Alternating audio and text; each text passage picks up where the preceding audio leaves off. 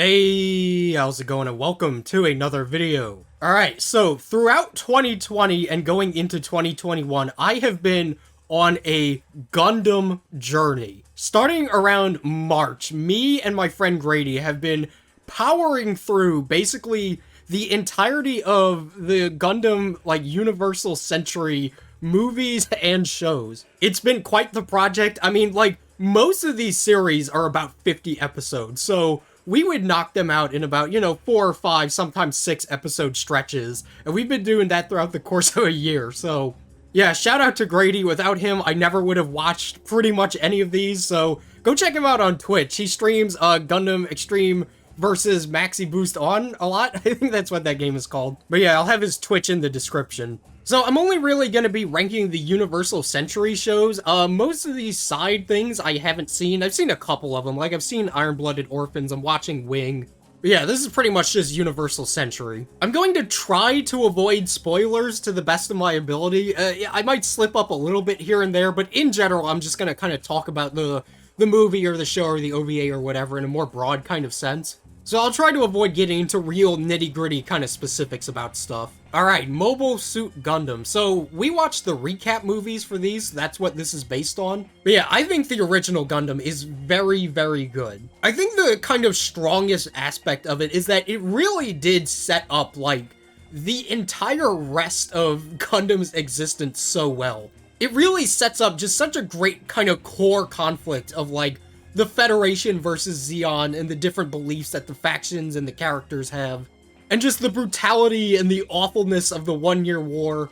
And I think it just left such a great kind of base for everything else to build off of. That original central conflict is such a good, thing to work around. I also really enjoyed the cast of characters. Char is definitely my favorite from, the original Gundam. But it's a pretty good crew all in all. I really like Amuro as the protagonist. Bright Noah is great. I like how shitty the whole Zabi family is. They're wonderfully awful.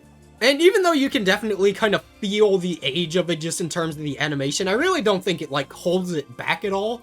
But at least for me, the kind of enjoyment I got out of it came a lot less from, the action or seeing the mobile suits, even though they're cool. But for me, it was all about, the characters and the politics and just kind of the developing situation of the war. So for me, I think the original Gundam is definitely deserving of an A tier. Alright, Zeta fucking Gundam. This one is my shit. This is without a doubt my favorite Gundam series, and at least for me, I think it's just it was everything that I liked about the original Gundam multiplied. It has my favorite cast of characters. I find the conflict that's going on to be the most interesting. It has some of my favorite mobile suits. I think that the Titans as a group of antagonists are just great. And I also really just like the fact that it's a very, ballsy kind of sequel. Without giving away too much, a lot of stuff that was just, very central to the original is kind of flipped on its head in Zeta Gundam. Just as an example, the Gundam Mark II, the Gundam is kind of iconic for its white color scheme. And the first time you see the Gundam Mark II, it's totally black. It's this dark blue kind of color. And instead of being this antagonistic force, Char Aznable is now one of the leading protagonists, and there's just a lot of stuff about it that I think is really respectable when it comes to sequel making. And it also features my absolute dude, Camille Bidan, my favorite protagonist, my favorite character. I love him dearly. He has my favorite development of any character in the series. I just really like him. I like his existence. But yeah, Zeta, without a doubt, my favorite out of all of these. I love it dearly. I actually spent way too much money getting a animation cell of Camille from Zeta Gundam. It should be here any day now. Boy golly, was that expensive. But yeah, Zeta Gundam, without a doubt, S tier for me. So Double Zeta is interesting. Just based on what I gathered, Double Zeta is a very, love it or hate it kind of show. I would say that I liked it, with the caveat that almost all of my enjoyment of it is kind of carried by the fact that it is a sequel to Zeta. Pretty much everything that I like in this show is something that was, a thing in Zeta Gundam. Some of the things that I really, really enjoyed about it, I think Double Zeta has probably my favorite Gundam antagonist in the form of Haman. Haman is fucking awesome, truly the original gaslight gatekeep girl boss, and I find her to just be a super compelling villain. It also has a decent handful of returning characters from Zeta, but beyond that, I think my kind of biggest problem with it is a lot of the new stuff it introduces really doesn't do a lot for me. Most of the, like, brand new characters I'm not really crazy about. Judo as an antagonist, I could take him or leave him. A lot of his friends I kind of find very meh. And it's, in general, just a much more kind of goofy show than Zeta is. Like, Zeta is a very dark show, but Double Zeta is definitely, in general, a lot more kind of hokey. Like, it gets a lot more serious towards the end, or around the middle, I would say, but going from Zeta to Double Zeta like that can be a little bit jarring, but I still enjoyed it. And whereas Zeta and, like, the original had stuff that I can very definitively say that I love, I only really, like, love, I would say, Haman, and then there's a couple other things that I like. And beyond that, it's like, it's alright. So I think I'll give it a B. Char's Counterattack is a weird one to try to rate. I think it's a fantastic conclusion to, like, this, you know, the original sort of trilogy. I like how Mr. Beast is just hanging out with us this whole time, but I think it's a really great kind of conclusion to the original sort of run of Gundam, I guess, but there's definitely some stuff about it I'm not crazy about. There's a couple of characters that I find pretty annoying, but there's a lot of really cool shit in the movie, too. Like, the High New Gundam and the Sazabi are both awesome, and it's a good movie, but I feel like, I don't know, I'm not really super attached to it, if that makes sense. So, I don't know, this is a weird one. I kind of want to put this, like, in between Double Zeta and the original. I guess I'll just leave it an A for now. I think that's a pretty alright spot for it. War in the Pocket is really, really enjoyable. I think this is a great, just, like, very humble, kind of small-scale Gundam story. You know, a lot of these other, like, series and movies and OVAs, there's, like, some really big shit going on. You know, somebody's trying to drop a colony or mind control the whole world or whatever it happens to be, but this is just a very kind of humble story about, like, a group of Zeon dudes just trying to blow up a mobile suit and this kid who gets wrapped up in it all. But it's just a very touching story about this Zeon dude named Bernie hanging out with this little kid named Al who learns to kind of look up to him. And I think the fact that it is such a personal little story makes it feel very meaningful. And in the short time you spend with them, you start to really care about these characters, and it's just a very enjoyable little story. So for that, I will give it an A. 8th MS Team is another really, really good one. Like, I would say, whereas War in the Pocket is a much more small kind of, like, story about characters, this one is fucking awesome. Like, it's still a very character-driven OVA, but man, it has some really good action, and I just really like the kind of, like, Vietnam War sort of energy it has going on. You know, it really feels like these guys are kind of stuck in the shits. And there's also a pretty cute little romance story going on. Like, usually I'm not too big into romance. It's just the kind of thing that I'm, like, not interested in a lot of the time, but Zeta Gundam, I would say, has a really good romance story going on, and so does the 8th MS Team. But yeah, I really enjoyed this one. I think it has a really good setting, a good cast of characters, some great fights. It's very solid all around, so I will also be giving it an A. A tier, getting a little chunky. Alright, Stardust Memory is another one I enjoyed a lot. I think it works really well as a kind of in-between from, like, going from Gundam to Zeta Gundam. It's a nice, like, prequel kind of story, I guess. It's more of a prequel to Zeta than a sequel to Gundam, if that makes sense. But I think it's really interesting to see the in-between of, you know, what happens at the end of Gundam and the start of Zeta Gundam, and kind of why things ended up the way they did. It has a pretty good cast of characters. I know that, like, some people don't really like Ko. I can definitely see why, but I think the rivalry he has going on with Gato is really interesting. And I just think it has a really kind of engaging plot about, like, this Zeon dude who fucking steals a Gundam. The two, like, main Gundams in this, the GP01 and the GP02, are both really cool. Bandai, please make Master Grade 2.0s of those things. I bought the GP01 full burner, and that kit came out in 1997, and the instruction manual is, like, barely comprehensible. I'm trying really hard to make that thing work, but yeah, I really like Stardust Memory. I think it's very solid. I think I will also be giving it an A. And something that I'm kind of realizing now after, like, doing this is just how consistent a lot of these, like, you know, 1 Year War and after OVAs are. Like, I very thoroughly enjoyed all three of these, and I think they're all absolutely worth watching. So, I don't know what this MS Igloo shit is. Apparently, it's like a series of CG movies or OVAs. I haven't seen it. Alright, Mobile Suit Gundam The Origin. I recently watched this one. It was very entertaining. This radiates a powerful prequel energy like very few things I've ever seen before. It just has that very prequel kind of energy of, like, wanting to answer questions that I don't think anybody ever really asked. You know, Char Aznable, you would assume is just like some alias that he just thought up, right? But no, you learn there's an entire intricate backstory for where he got that name, and like how there was another guy named Char, and you learn where he gets, like, you know how he wears that visor thing? You learn where he got that, and it's very schlocky. There's this part where like little Char pilots a gun tank. And he takes out like a whole bunch of different like other gun tanks. It's really funny. So it's absolutely entertaining. I'll 100% give it that. I think if it did anything for me, it made me like the Zabi family more.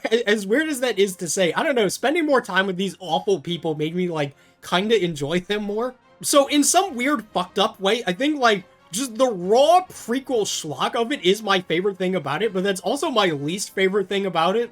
It has that prequel problem where characters will just like show up, like characters that you know will just show up, and the thing kind of expects you to be like excited about it.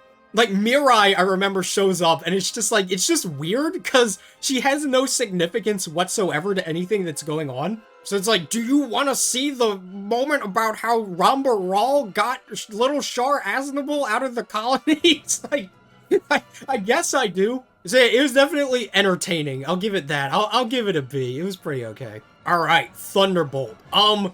I thought Thunderbolt was very, very delightful. I think Thunderbolt does a really good job showcasing just like the brutality and fucking insanity of the 1 Year War. Just like this escalation of shit that becomes so untenable after a certain point. Like seeing the raw amount of just like stuff they start to put on these mobile suits. Like if you've ever seen the Full Armor Gundam or the Psycho Zaku, those things are insane. It's just this arms race of trying to put as much shit on the mobile suits as possible. It's really funny. It also has this really interesting soundtrack of a lot of like English jazz. It's kind of hard to tell how much of it is just like Japanese people trying to sing the jazz or what's going on, but it's an interesting soundtrack. It's kind of unsettling just hearing this like fucking Cowboy Bebop music while people are getting slaughtered, but it's absolutely entertaining. I think my biggest kind of gripe with it is that it doesn't really have a whole lot of characters that I'm super into. At least for me, it was mostly just about the action and seeing the escalation of these mobile suits and just how insane it all gets. So it was definitely entertaining. I'll also give it a B. Unicorn, all right.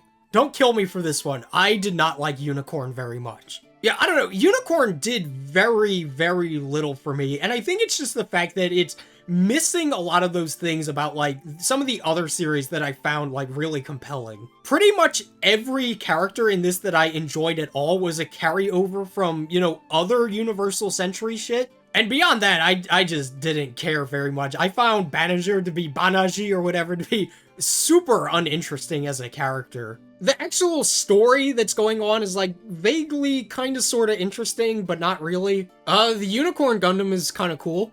The fights are very pretty. But yeah, I found Unicorn mostly just didn't click with me. It was lacking something that like really kept me interested. So for that reason, I'll give it a C. It was okay. Narrative was an intensely uninteresting movie for me to watch. Like, I don't know.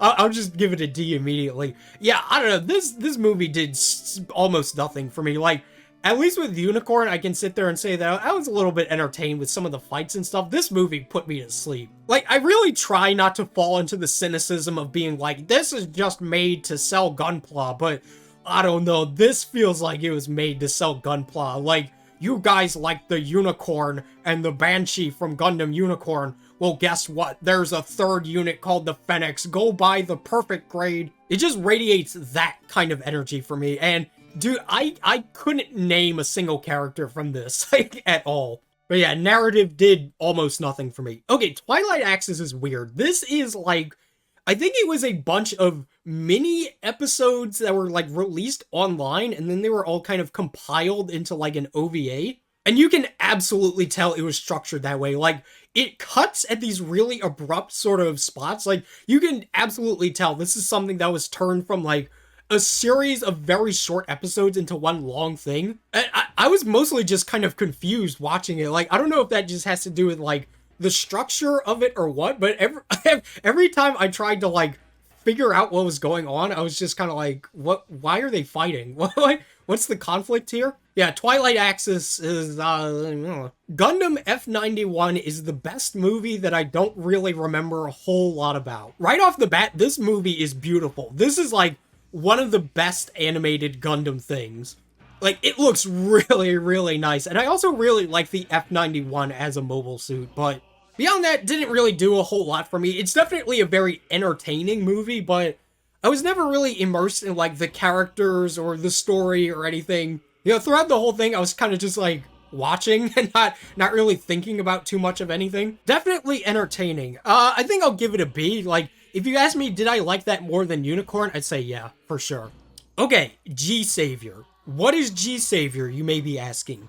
G-Saviour is, okay, this is a combination of three bad things. Is a Canadian live-action made-for-TV Gundam movie. Now, depending on your kind of frame of mind, you might either stop and think, that sounds horrible, or that sounds weirdly awesome. It's neither. It's mostly just very uninteresting. Like, you would expect it to at least be a lot more kind of like a funny, schlocky sort of thing, but it really feels more like just a very, very low budget, like made-for-TV generic sci-fi movie that happens to have something that kind of looks like a Gundam. I think the word Gundam is not even spoken in the movie. I might be mistaken. If they do, they only say it like once. But yeah, most of it is kind of just like dull. There's really very little actual Gundam action. It's a lot more just kind of like people scuttling about. And it definitely has its moments of like entertaining campiness, but yeah, I think the biggest letdown of this thing is just that it's just kind of boring. Like, I think if you kind of chop the movie's like runtime in half, it would have been a lot more interesting. But other than the novelty of its own existence, I don't really think it's worth watching, so I'll give it a D. Victory Gundam is a weird show. I think out of everything on here, weird like is an adjective best suited to this. Right from the get-go, this show is already weird because basically what happened is I think it's episode 4 was shown as episode 1 because like Bandai or Sunrise or whoever it was wanted the Gundam to be featured in the first episode. And so they had to swap around the 4th episode, which already has like a decent amount of character and story kind of build up. They swap them around because that's when the Gundam first shows up. So it's just this, immediately from the get-go, is just this confusing first episode of like fighting a guy that you don't really know, and like the main character, you don't know who he is or what he's fighting for or where they are or what's going on. So immediately this show is like, okay, whoa, wait a minute. But this show has just like a lot of really weird stuff going on in terms of like the themes of it. It feels like shower thoughts put into the form of like a show. And I mean that less in terms of like the characters or the action or whatever, and more just in terms of like the themes and a lot of the stuff that's brought up. It has a really weird fixation on like motherhood and femininity and like childbearing and like a mother's role in child development. Just like really strange stuff that like I think in a different show or like shown kind of differently would be interesting, but especially towards the end you start getting hit with like more and more just kind of unusual like weird ponderings from, I guess, from Tomino, who's the director and like the creator of Gundam. I guess this kind of shit was on his mind. But beyond that, it's pretty alright. I think it has a good cast of characters. I like Uso as the protagonist a lot. The conflict and kind of like progression of it I think is really interesting. So I would definitely describe it as good, but kind of fucking weird. So I'll give it a B for that. Oh yeah, one more thing I forgot is Reconquista. I'm not sure how you say that in G. I'm pretty sure this takes place after Universal Century. I haven't seen it. Alright, finally we have Turn A Gundam, my second favorite Gundam series behind Zeta. Turn A Gundam really surprised me by how much I thoroughly enjoyed it. A lot of the mobile suit designs in it are just super weird. Like, the Turn A is extremely strange. A lot of the, like, just the various mobile suits of it are just really weird. But it also has, I think, without a doubt, my favorite, like, setting, as in like physical location of any of these shows. It takes place in a setting that's basically like around World War I kind of era, like the United States or Europe. And so it just has a lot of that, like, you know, 20s kind of architecture. The technology is still, like, very much stuck in the 20s. People are still going around in, like, horses and carriages, and cars are kind of like a new thing. It's very War of the Worlds feeling. So imagine that, like, that kind of frame of mind for people to be in. But also there's fucking mobile suits. It's a really weird sort of, like, dichotomy that really works.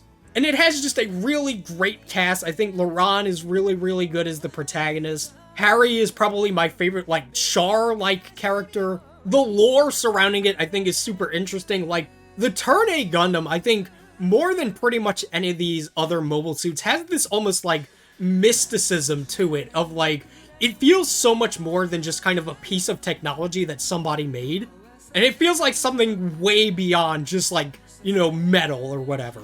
So yeah, Turn A Gundam, I think, is amazing. Definitely my favorite setting. Great cast. Just, like, the politics and the kind of escalation of what's going on is awesome. Really cool mobile suit design. It's just like, man, Turn A Gundam is really good. So I'll be giving it an S tier. So yeah, Universal Century, I would say, is definitely a winner for me. Like, everything I would say from B and up, I definitely enjoyed. It's only in this kind of like C tier and below I start to get a little meh.